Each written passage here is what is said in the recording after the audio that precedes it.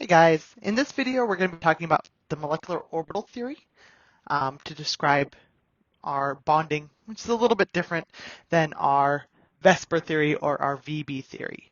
So molecular orbital theory is a theory that was developed because of the failing of other theories. For instance, our valence bond theory or VB theory.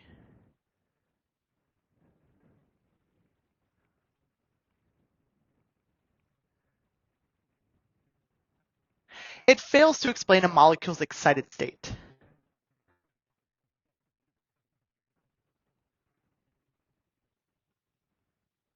So what energies we're looking at when we're thinking about a molecule's excited state.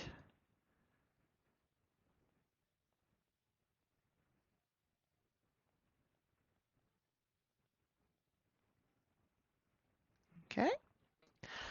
So it's a more sophisticated model used to describe the orbitals within a molecule. So a molecular orbital theory,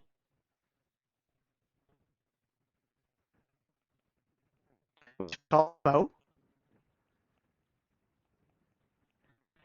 more sophisticated.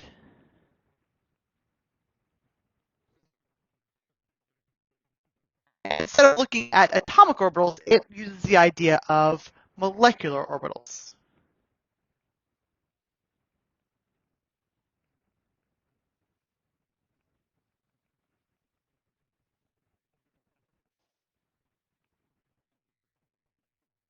So it talks about the entire molecule,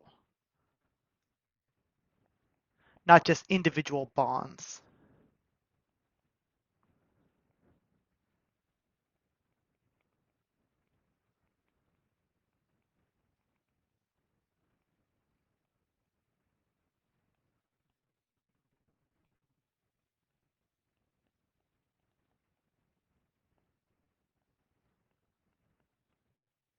Okay? So it again is a mathematical operation where we combine the energies of our atomic orbitals to get the shape and energy of the molecular orbitals.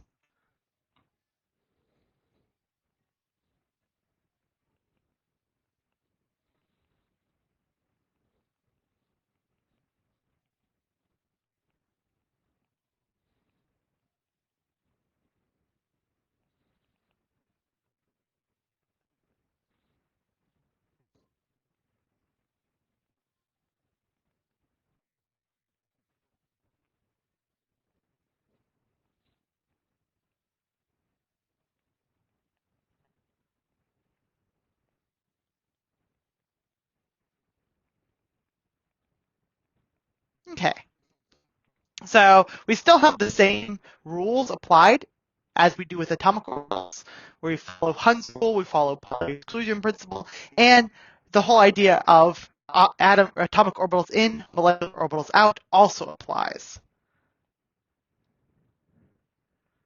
So our molecular orbitals still follow the rules.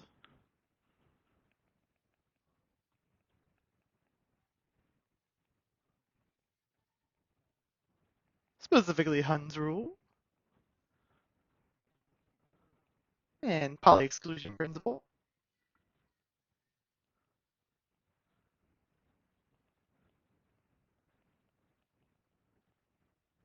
And still atomic orbitals in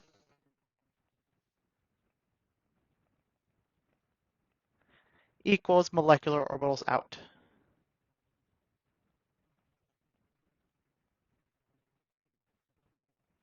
Okay, so it's kind of like our hybridization in that way. And it's also there to explain what we see experimentally. Okay, so our atomic orbitals, that's atoms only. Molecular orbitals, that's the entire molecule. So when we combined these atomic orbitals to produce these molecular orbitals, we're going to produce two molecular atomic orbitals where one is lower in energy, one is higher in energy. So orbital overlap.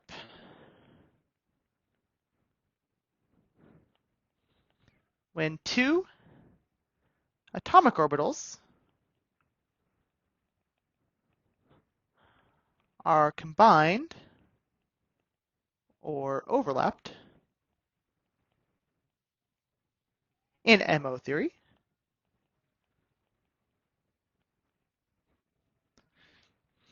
two molecular orbitals are produced, one with lower energy,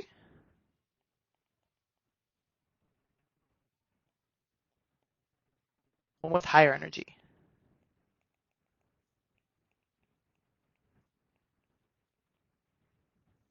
We call the one that's lower in energy the bonding molecular orbital, the one that's higher in energy the anti-bonding molecular orbital.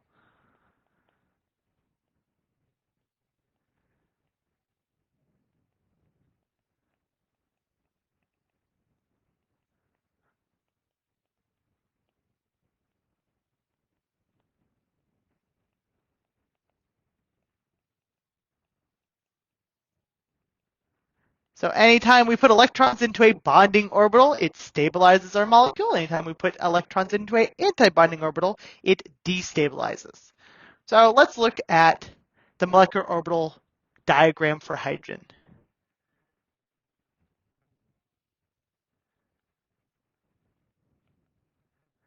So first, let's look at our energy here.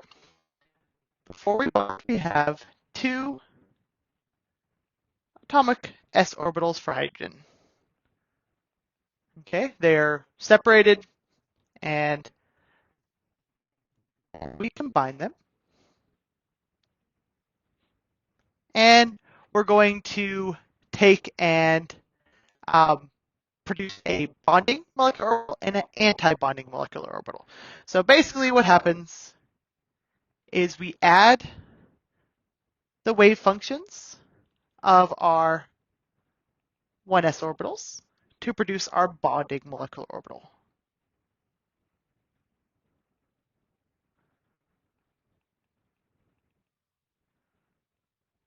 For our H2 molecule. So this is a molecular orbital that describes the molecule. And it's a sigma 1s molecular orbital. Then our other is when we're subtracting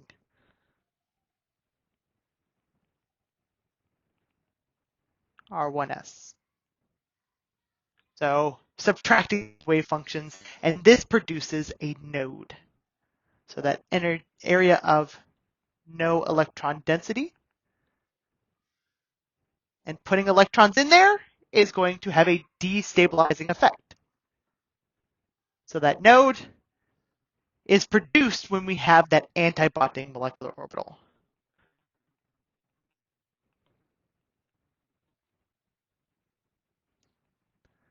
And we call this a sigma star 1s. Okay, so we've got our bonding, that's sigma, and then anti-bonding sigma star. Let me just line that up so it looks a little bit better. There we go. Okay, so those are our two types of orbitals that are produced when we overlap two s orbitals with overlap. Okay, so we've got our bonding and our anti-bonding. So we would say that our bonding orbital is a constructive combination of atomic orbitals.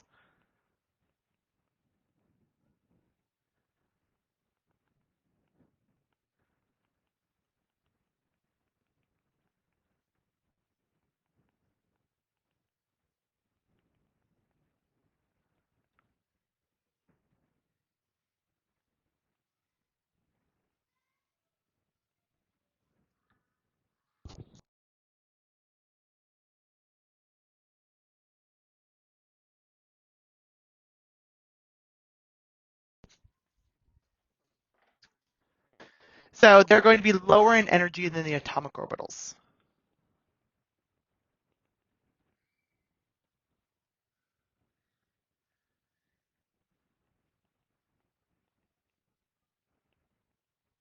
at least usually. If we're combining two orbitals that have different energies, they might not be lower in energy than both atomic orbitals. And then our antibonding orbitals. This is a destructive combination of atomic orbitals.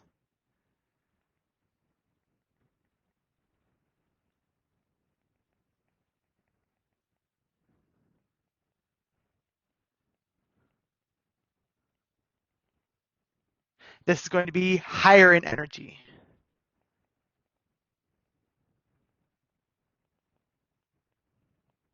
This is going to produce a node.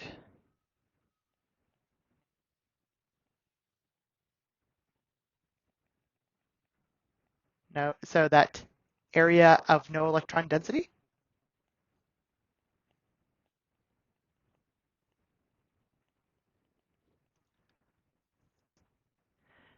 Between the two nuclei.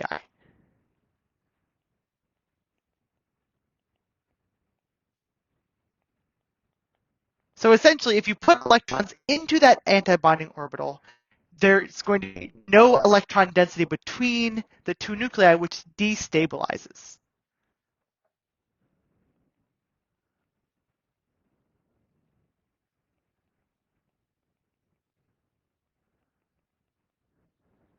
Okay.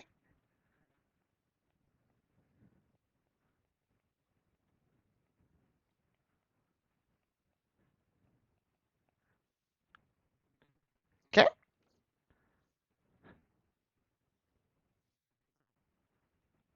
So let's just look at some terminology associated with this.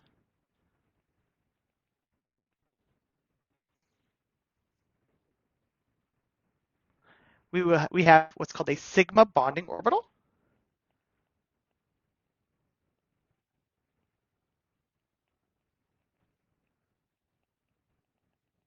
And that's going to be our direct overlap between two nuclei. So when electron density is shared between two nuclei, so this could be the direct overlap of two s orbitals, the direct overlap between an s and a p orbital, or the direct overlap between two pz orbitals.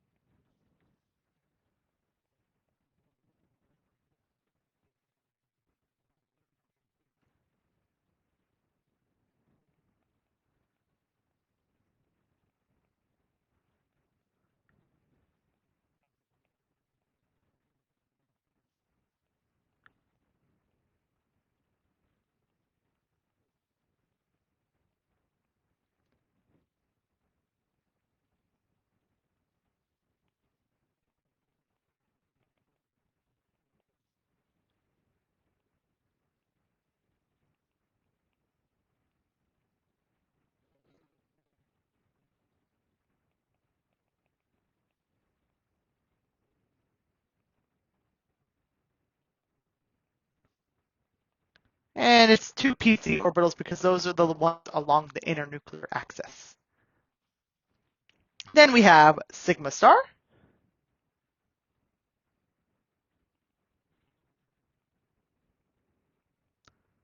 Anti-bonding orbital.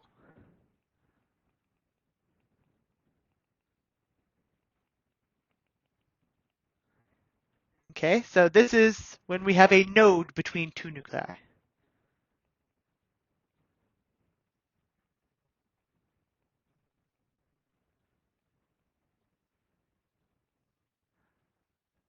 Now, we do not have to have direct overlap, just like we saw with VB theory. We can have indirect overlap. So if we have a pi bonding orbitals, or bonding orbital, this is when we have the indirect overlap of two py or px orbitals.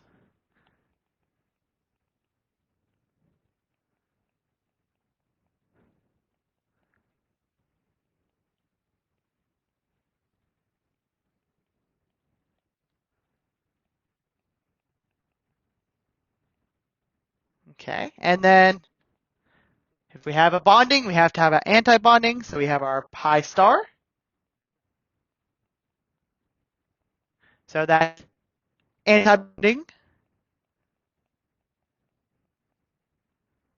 orbital, so produce a node.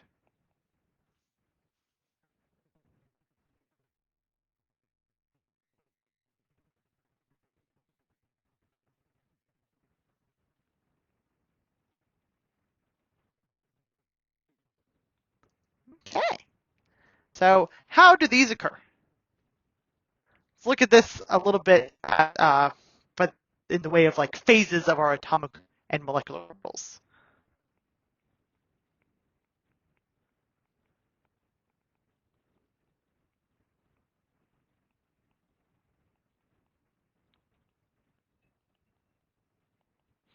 Okay, so if we think about a sine wave,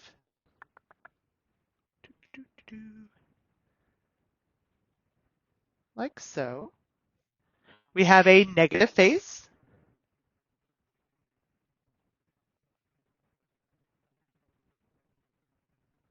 and a positive phase.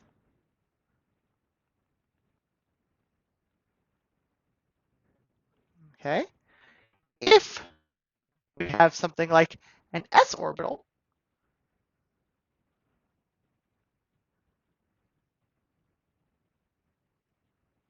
so if we're thinking about it in terms of x, y, and z,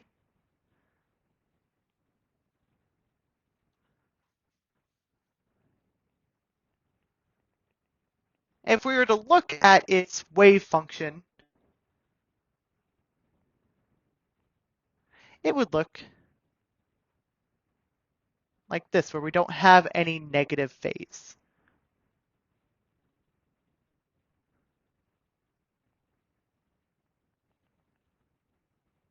And no node. Of course, if we go on to a 2s orbital, we will get that one node in there. If we look at a pz orbital,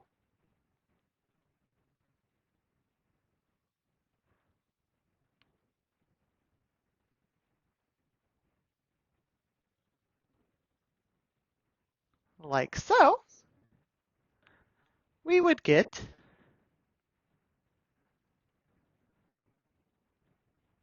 something that looks like this,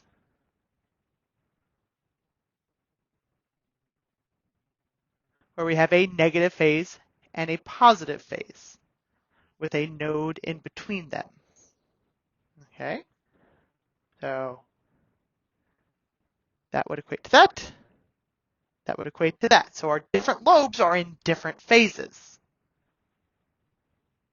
So our lobes are going to have alternating negative and positive phases. And if we think about our dxy orbital, for instance,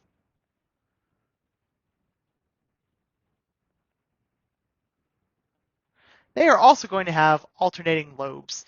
So I'm not even going to try and draw the wave function, but they're going to have alternating positive and negatives like we see here. Our positive and negative phases. I am so good at coloring in the lines. There we go.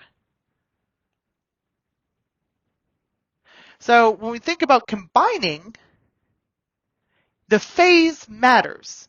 So if we combine and the phases match up, we have constructive combination. If we combine and the phases do not match up, we have destructive combination. So thinking about taking something like this plus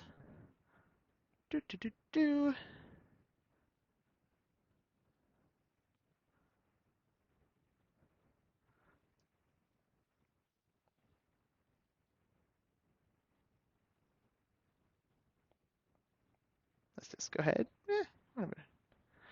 something like this, and then combine it with something like this, and we produce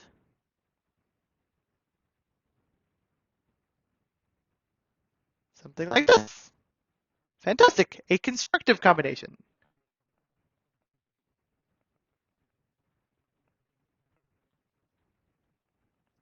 If instead we combine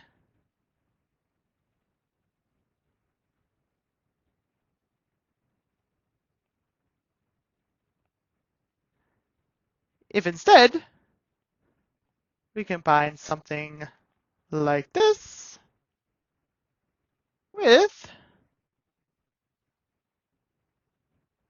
something like this, we will have destructive combination, and it'll just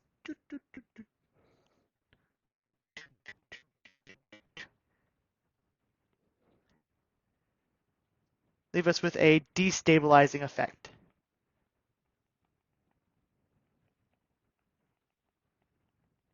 So our constructive combination, this plus this, produces this. Destructive,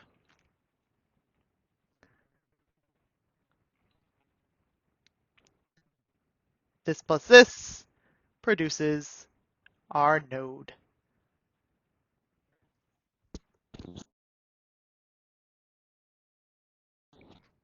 Like so. So this will be our sigma star, and this will be our sigma. We can look at this mathematically by looking at what's called our bond order.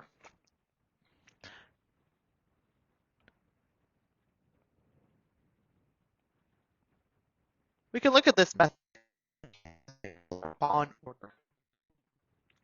Our bond order gives the stabilization and type of bond between two atoms.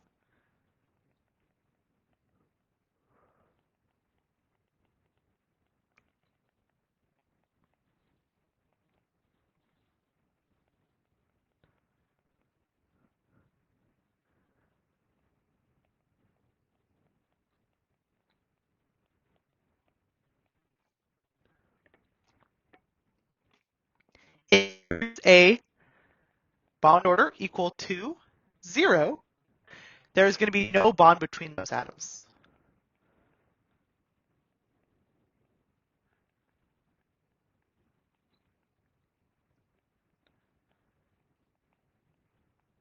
Okay? If we have a bond order equal to 1, we'll have a single bond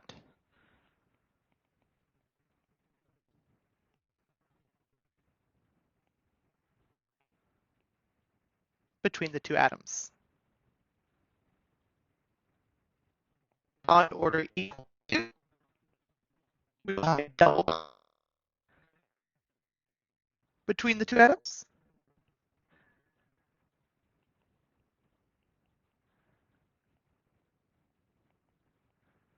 Well, a bond order equal to 3, or a triple bond between the two atoms.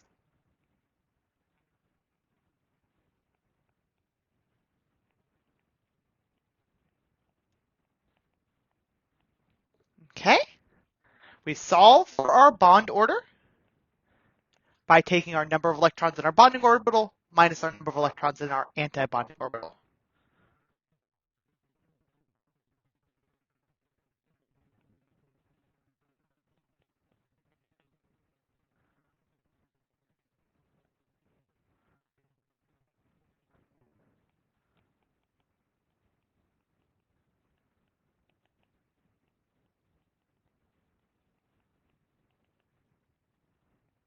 We take that whole thing and we divide it by 2. So in the case of hydrogen, if we go up to hydrogen, hydrogen will have a bond order of 1. So let's look at what that would look like with our molecular orbital diagram. So molecular orbital diagram, we have 1s atomic orbital for each of our hydrogens. And then those are going to combine to produce a bonding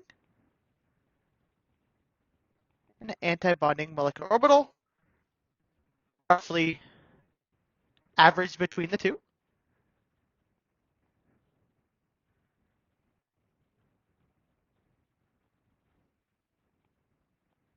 And we'll have both of our electrons in the bonding orbital, none in the anti-bonding orbital.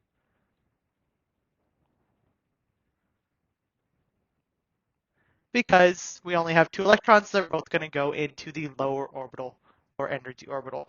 When we solve for our bond order here, this would be 2 minus 0 divided by 2, which gives us 1.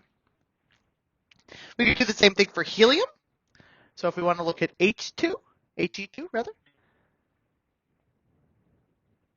we take our two 1s orbitals of helium, combine them, producing our our bonding, sigma.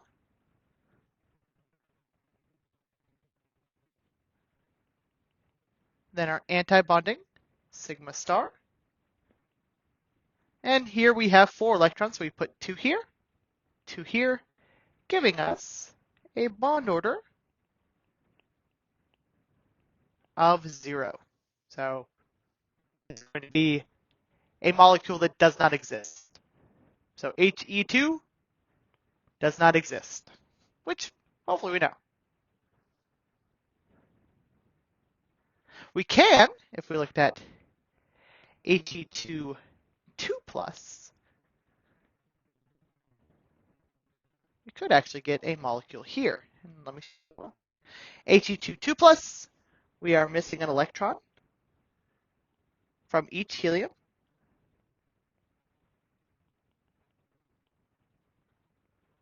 And it'll have the same bond order that we see in hydrogen.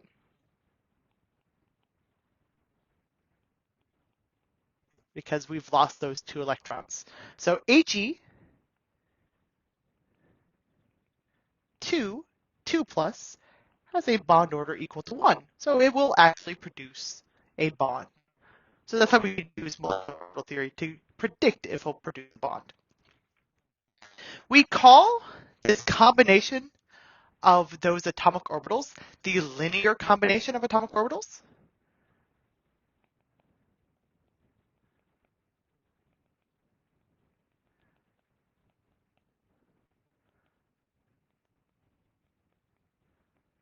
So what we do in order to produce these molecular orbitals is a linear combination of atomic orbitals, or LCAO. So the overlap of atomic orbitals to produce molecular orbitals in MO theory is called the linear combination of atomic orbitals.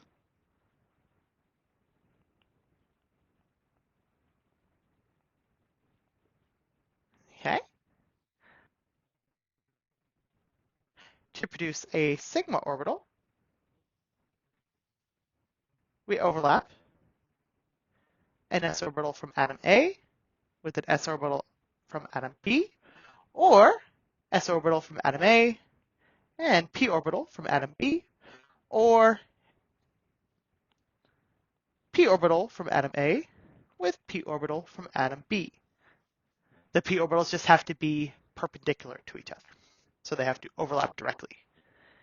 To produce a pi bond, or a pi molecular orbital, we have to have the p orbital of molecule A, or atom A, with the p orbital from atom B. Those have to be parallel to each other. And these are our bonding linear combination of atomic orbitals. Our anti-bonding, so to produce our sigma star, we have to subtract those linear or those atomic orbitals. So SA minus SB or SA minus PB or PA minus PB. So a subtraction of atomic orbitals, where our pi star, PA minus PB when they are parallel to each other. So these are our antibonding orbitals, so antibonding linear combination of atomic orbitals. So we will always have a bonding plus an antibonding when we combine those atomic orbitals. Just when we're combining, it's either an addition process or it is a subtraction process. Okay, next thing I want to talk about is the idea of HOMO and LUMO. HOMO is the highest occupied molecular orbital.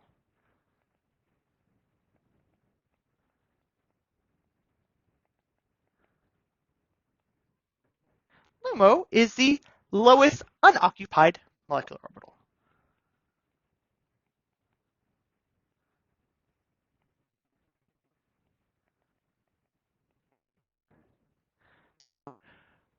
What we have, HOMO and LUMO, that's something we can actually determine using molecular orbital theory. And this is one of the things that really makes molecular orbital diagrams shine, is looking at that energy and determining what type of excitation properties you can have within a molecule. So we look at our HOMO-LUMO gap to get information about our excited state. So our HOMO-LUMO gap is the minimum energy required to excite an electron from a molecule or in a molecule from a lower energy state to a higher energy state.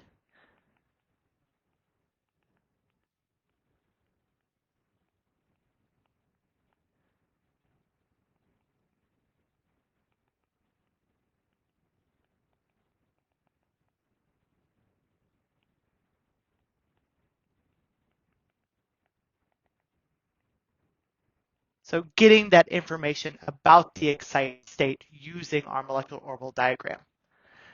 If we see a substance and this substance is colored, that means it's going to absorb light in the visible region.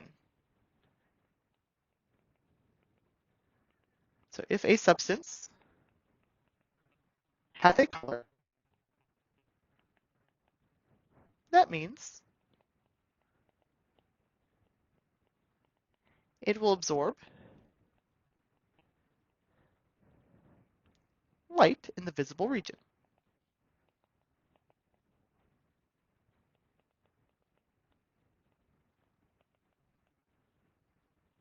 So that means that it has a HOMO-LUMO gap that's equivalent in energy to the visible region.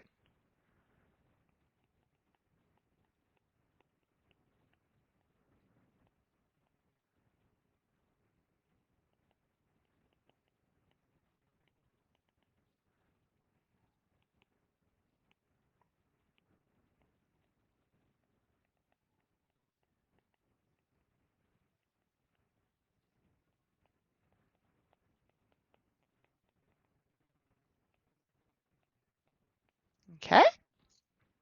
If we see a color, it doesn't absorb that color. So the color we see, that molecule doesn't absorb that color.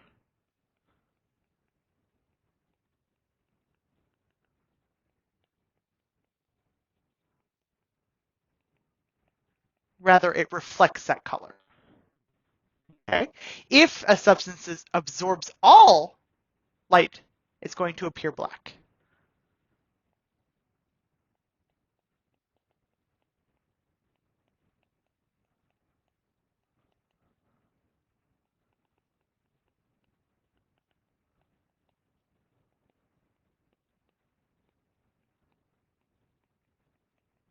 And then if it reflects all colors, it's going to be white. So if it's going to absorb UV radiation, for instance.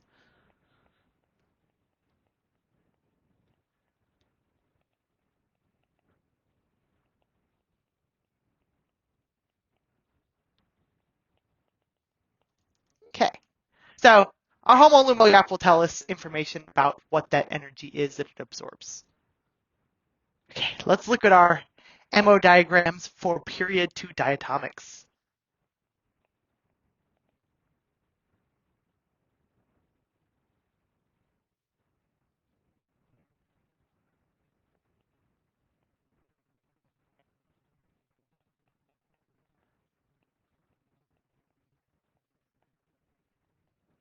Okay, so when we have a uh, period 2 diatomics that produce a molecule, we look at molecular orbitals.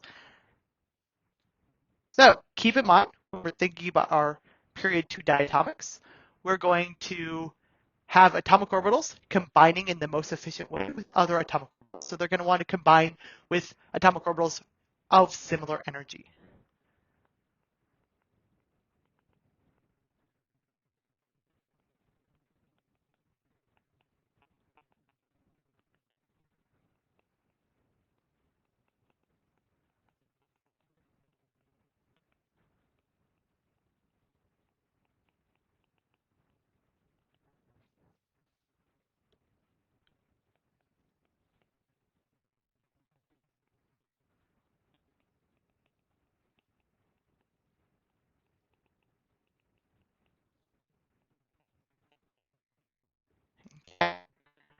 That will give us better overlap, and when we have better overlap, we're going to have MOs with lower energy bond and then higher energy antibonding.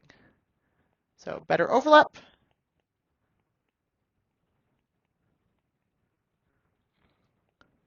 Our bonding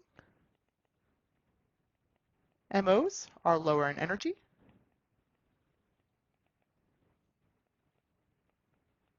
And then our antibonding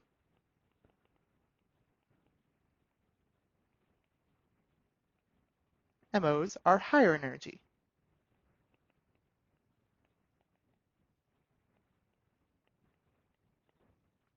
Okay? And our best overlap is going to come from direct overlap.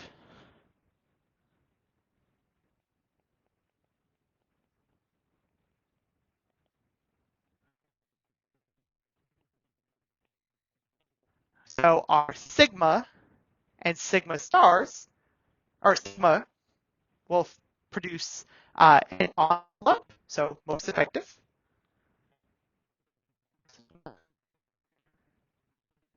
And on overlap of atomic orbitals. So it's going to have a significantly lower bonding orbital and higher antibonding MO.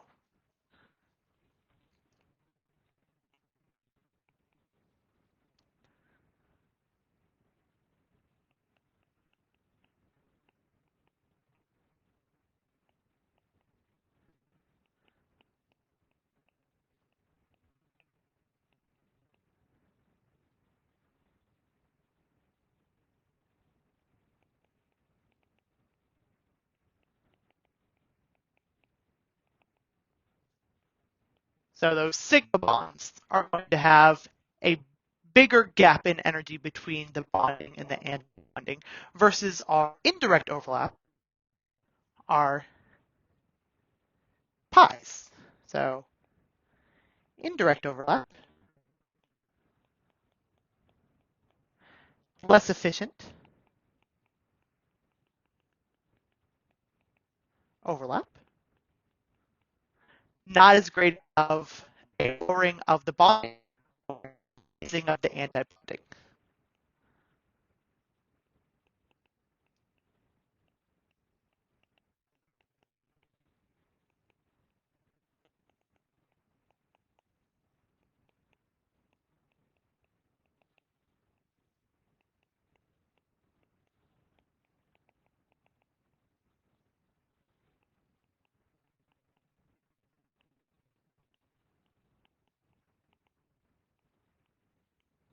Okay, so the gap between the bonding and the antibonding is going to be significantly less.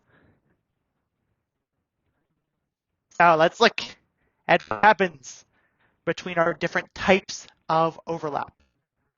So if we've already looked at SF, but look at what happens as we combine two p orbitals. So our end-on overlap is two p orbitals overlapping. Okay. So we have something that looks like this. Our 2p z orbitals overlap to produce our antibonding and bonding. So we'll have something that looks like this.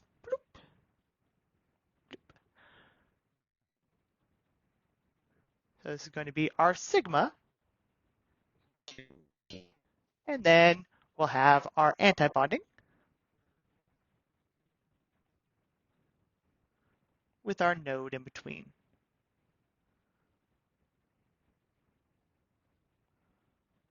That looks like this.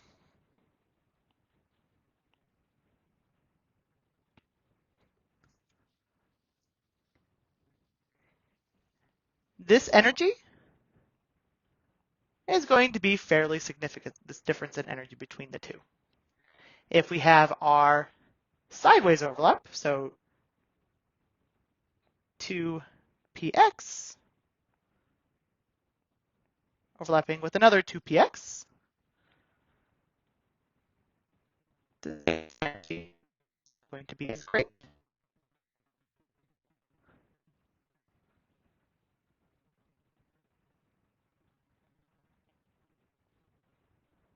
We get our bonding, which remember, our electron density is above and below the internuclear axis, not right around it, and we get a node.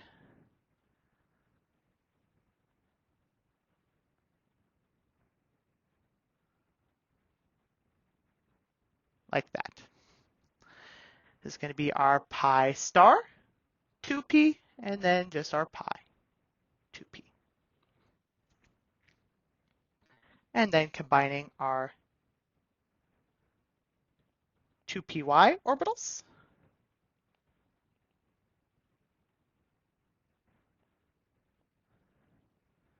Again, we don't get as big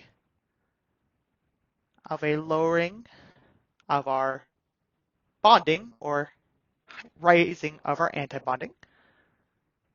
And we get something that looks like this right here.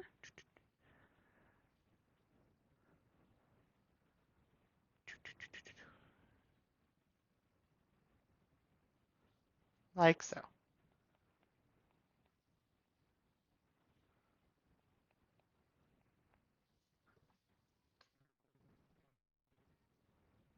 Okay, so let's look at some MO diagrams for some different molecules in period 2. So let's look at Li2 and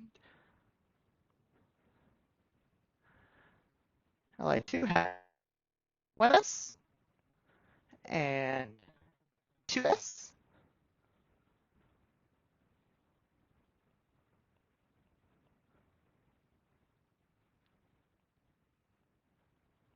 Has no p's.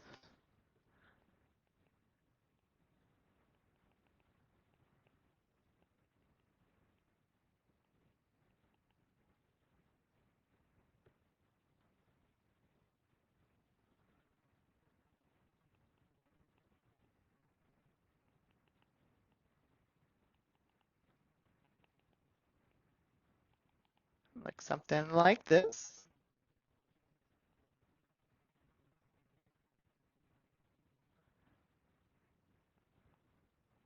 Like that, giving us a bond order of 1. You can also look at Be2. It's going to look very similar.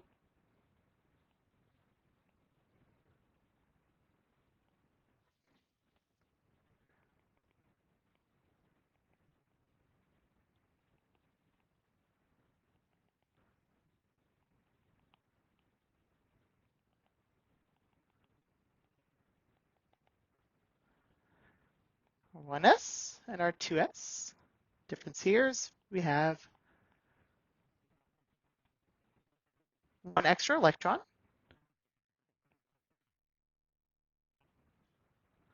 And this is, sorry, I forgot to put, this is Be, Be, Li, Li. And here, since we have that extra electron, we get a bond order equal to 0. So this will not produce anything. Okay. When we move on, we bring in our p orbitals. Generally, what we would get is where we have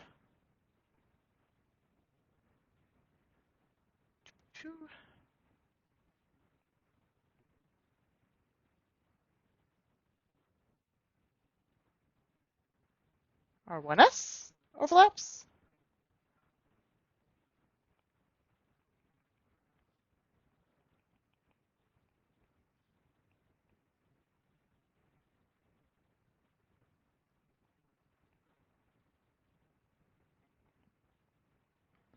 And then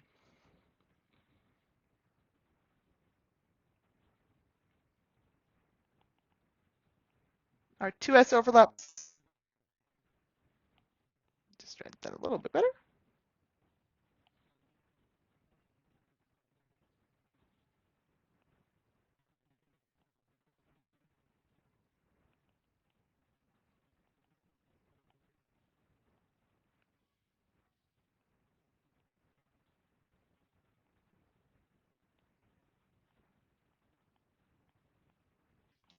And then we have our 3p's.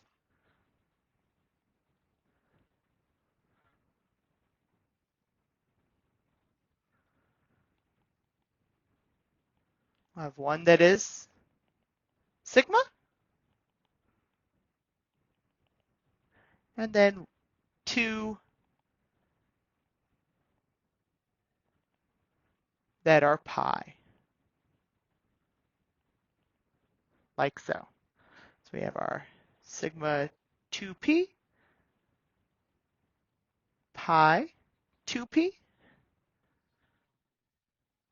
pi star 2p, sigma star 2p. And we see with our direct overlap, we're going to have a greater difference in those energies. And this is the overall kind of diagram you should see for most period 2 diatomics. There are, however, a couple of snafus in here. So when we have 2s and 2p interacting with each other, this is going to cause additional overlap, and that additional overlap is going to cause a splitting of the energy. So 2s and 2p orbitals overlap a bit for some of the 2p diatomics. Okay? So when that occurs, when sigma 2s overlaps with sigma 2p, so the already formed orbitals, when they overlap, this interaction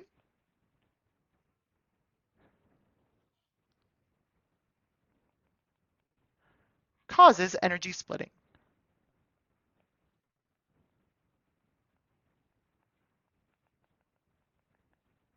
Okay, so what happens is our sigma 2p goes higher to energy, sigma 2s goes lower in energy.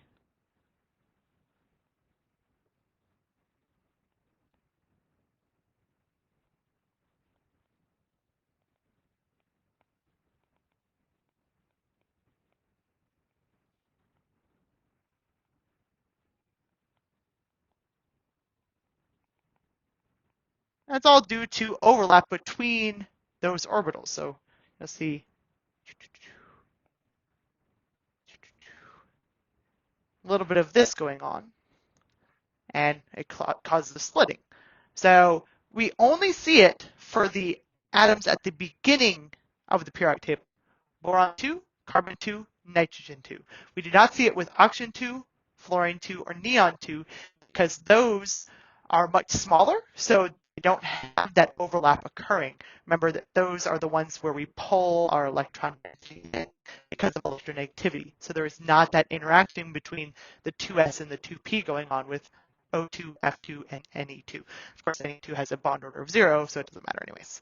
But we will get for O2, F2, and Ne2, this will behave like we expect it, where we have our 2s, sigma 2s rather, and then we have our sigma star 2s, and then our sigma 2p, and our pi 2p.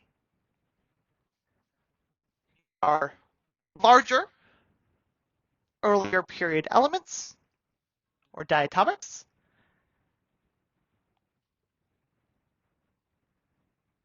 these two will interact, and this will shift up in energy, this will shift down in energy. And what we get for C or B2 and N2 is a lowering of that sigma 2s. Our sigma star doesn't do anything. Then our next thing is our pi 2p, and above that in energy will be that sigma 2p.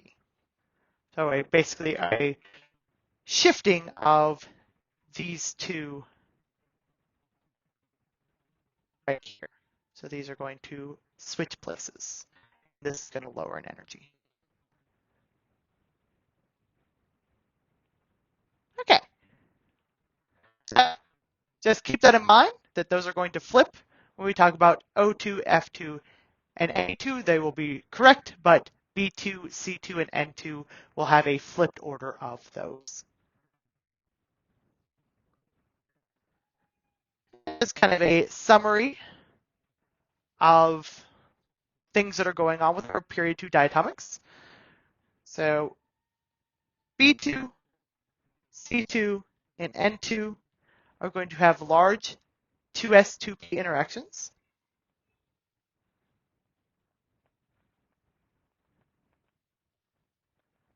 So because of that, they're going to have energy reordering, or orbital energy reordering.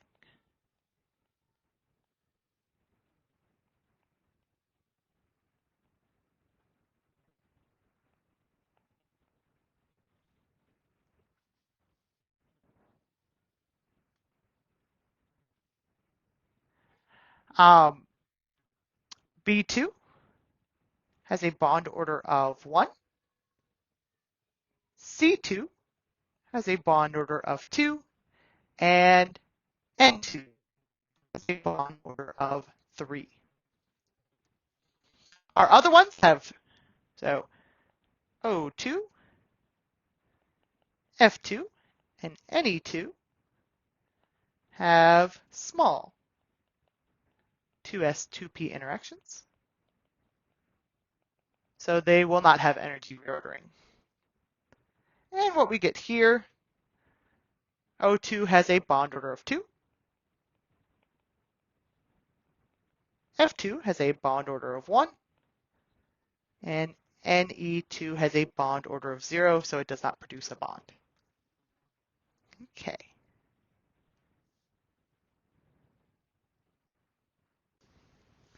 Next part, I'm going to talk about the idea of magnetism within a molecule due to the way the electrons pair or lack of pairing in the MO diagram. So if a material can be magnetized, it has to have at least one unpaired electron in its MO diagram. So for a molecule to be able to be magnetized, it has to have at least one unpaired electron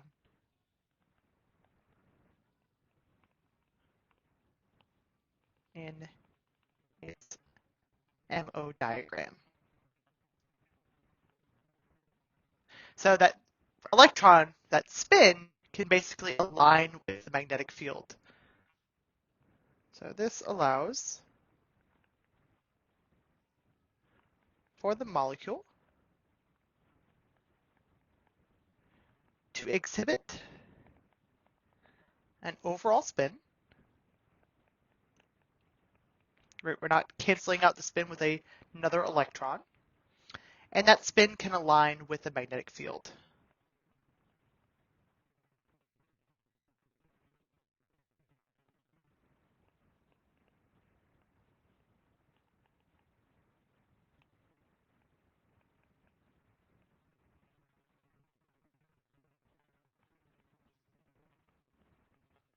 Okay, so that's something that's called paramagnetic. So these are paramagnetic species.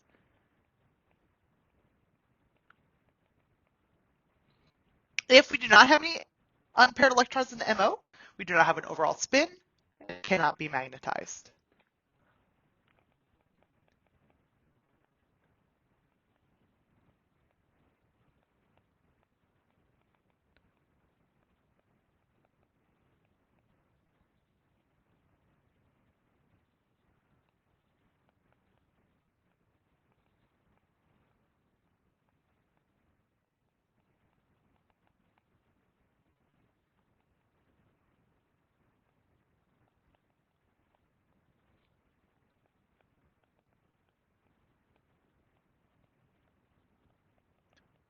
We call this diamagnetic.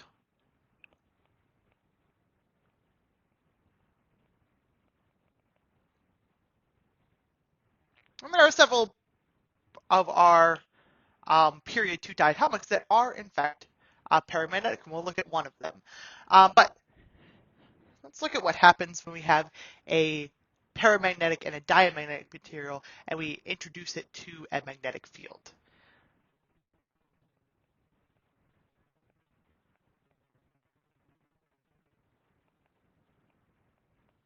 So we have a magnetic field balance, which we call a GUI balance. So it basically looks at the weight of something taking into account its magnetism. So if we have a sample, it's going to have a set weight. Right, so it's got a set weight based on how much of that sample you have. Right. There's our balance. If you were to take and introduce that sample to a magnetic field, one of two things will happen.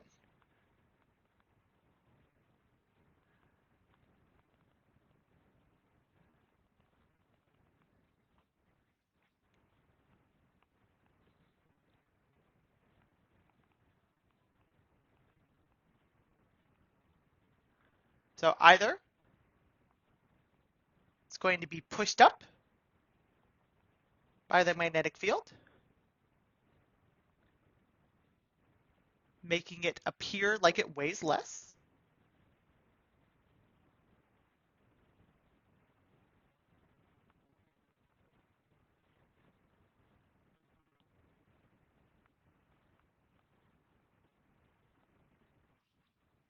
or it is going to be pulled into the magnetic field,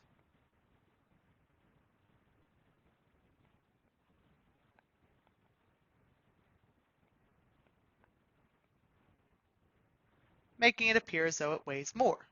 That's kind of the basis of a GUI balance. It looks at how much a substance weighs and then how much it weighs after the magnetic field is introduced at a specific magnitude.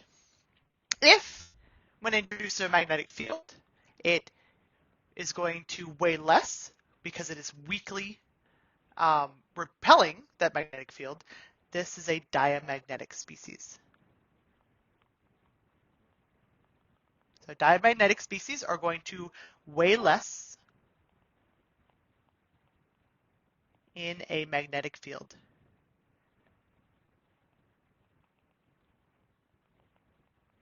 Our paramagnetic species are going to be pulled in by the magnetic field, so they're going to appear to weigh more.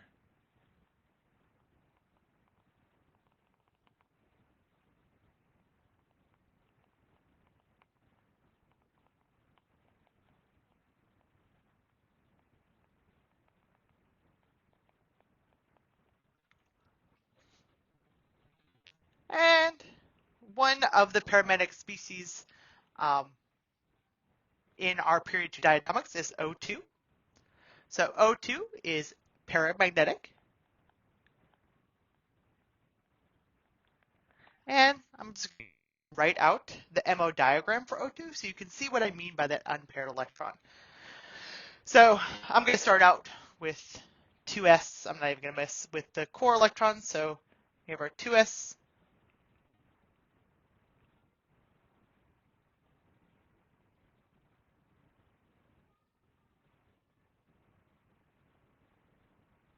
Orbitals overlapping, and then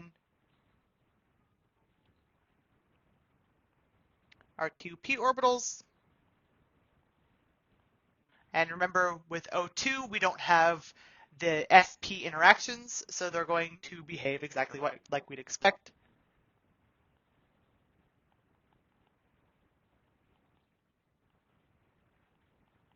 We're not going to have a raising of that 2p, the sigma 2p, or lowering of the sigma 2s.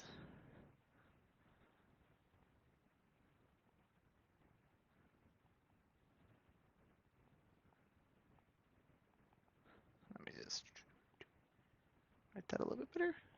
Okay.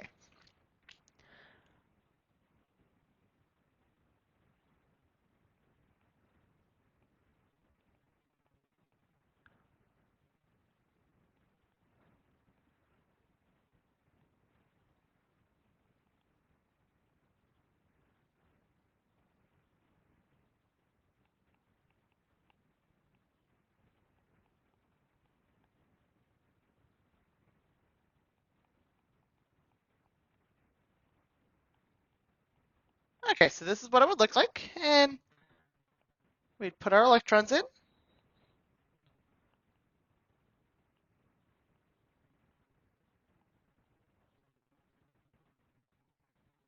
Like so, and then we'd fill up our diagram like this. And as you hopefully can see, we have two unpaired electrons because of Pauli exclusion principle and our Hund's rule, so pair species. Very last thing we're going to talk about in here, finally, is a heteronuclear diatomic molecule.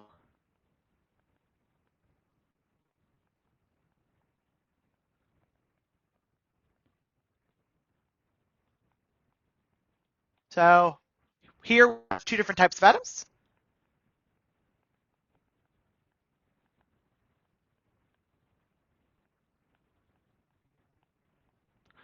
So they're going to give different MO diagrams because of that. So some things to keep in mind. Our bonding orbitals are going to lower energy atomic orbitals, while the anti-bonding orbitals will resemble the higher energy atomic orbitals.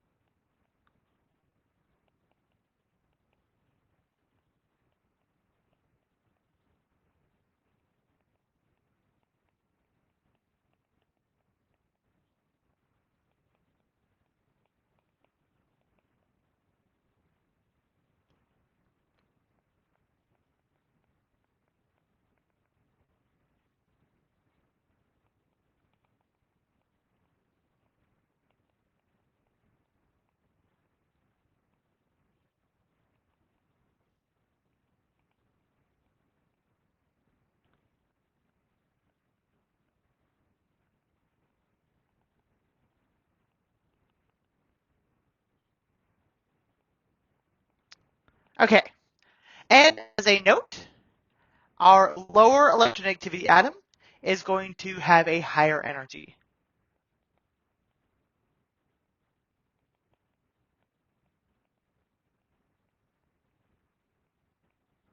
So let's look at NO. So we have nitrogen and oxygen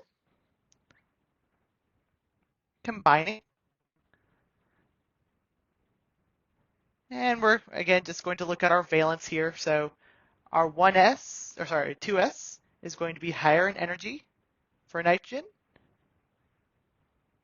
versus oxygen, because oxygen is more electronegative. So when we combine these, the lower energy orbital will be closer in energy to the lower energy atomic orbital. So our bonding will be very close in energy to our lower energy atom. And our anti-bonding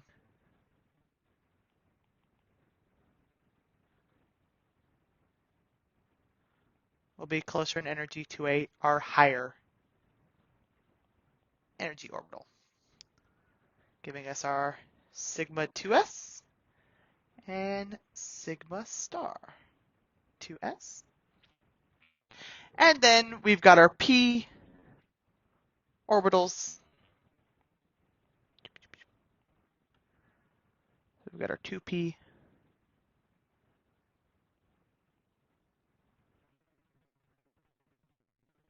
They're going to overlap.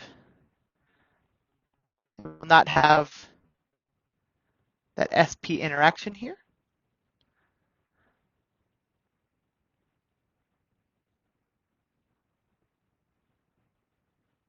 Sorry, one second.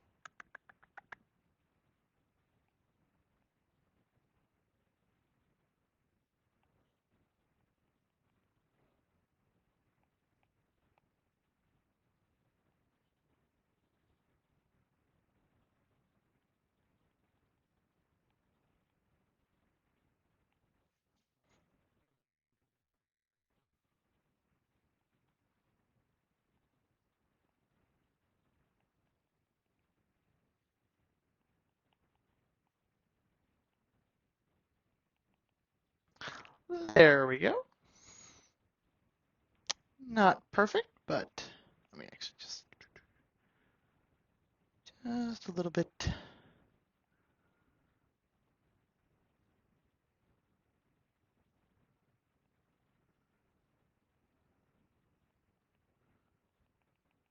Okay, there we go. Something like that. Again, not an artist. Then we put our electrons in. We have 6 electrons for oxygen, and then 5 for nitrogen. So giving us a total of 11 electrons.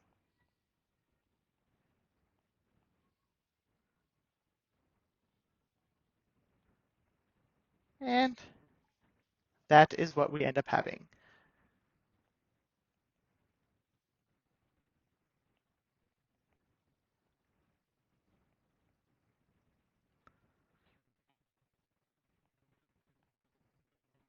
Like so. And that is finally everything. Bye, guys.